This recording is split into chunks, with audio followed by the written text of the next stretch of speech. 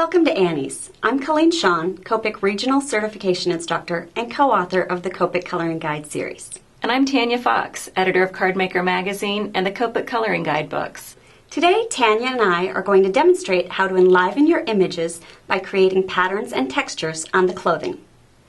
You can find great pattern inspiration in your favorite fashion and home decor magazines, and now we're going to demonstrate for you some of our favorite patterns.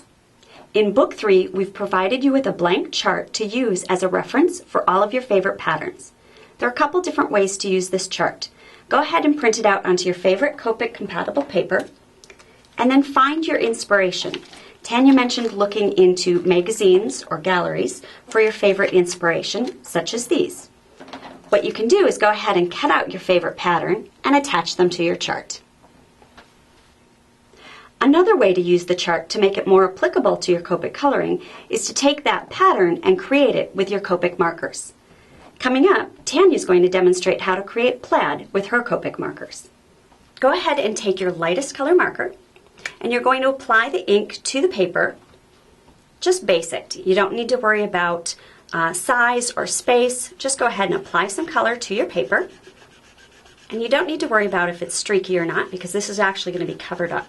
Okay, is that going to work? Perfect. Okay. Now what we want to do is make sure that this first layer dries. So you can go ahead and pick that up and wave it around a little bit. And the reason we want this to dry is because if we came in with another color over the top, it would just bleed out, and you want to make sure you have crisp lines. Okay, the next step in creating plaid is to take another, typically darker color marker, and create your plaid lines. Now, we usually use the sketch tip for this, but I'm going to have Tanya use the chisel tip, and this creates nice, sharp edges on her lines.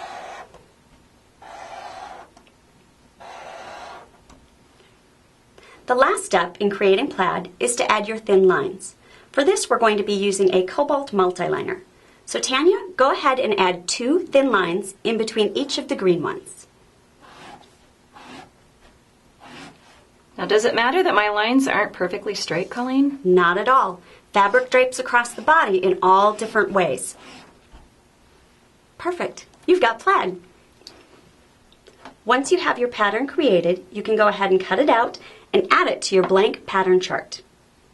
On the pattern chart included in Book 3, Colleen, you've demonstrated several trendy animal prints. Perhaps you could demonstrate for our viewers how to create the zebra.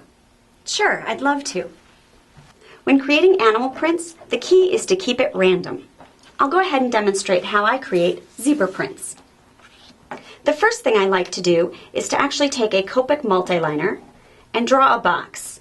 Now this isn't actually for the animal print, but it gives me a boundary line. I'm going to be using my C9 marker to create my animal print. The first thing I do is draw in an abstract shape in the center of my image that I'm going to actually draw the rest of the pattern around. You'll notice I'm going to go outside of the box in areas, and that's perfectly okay. Remember, this is just a boundary box. When creating your zebra print, you want to make sure that you have random pattern. So you want some thick lines and some thin lines.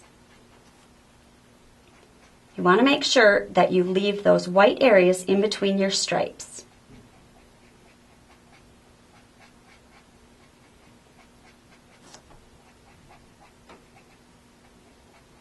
And there you have it. When you cut it out, you've got zebra print. To learn a bit more about the pattern coloring techniques that we've demonstrated for you today, check out the Copic Coloring Guide Level 3, Coloring People. Thank you so much for stopping in. Go out and color your world.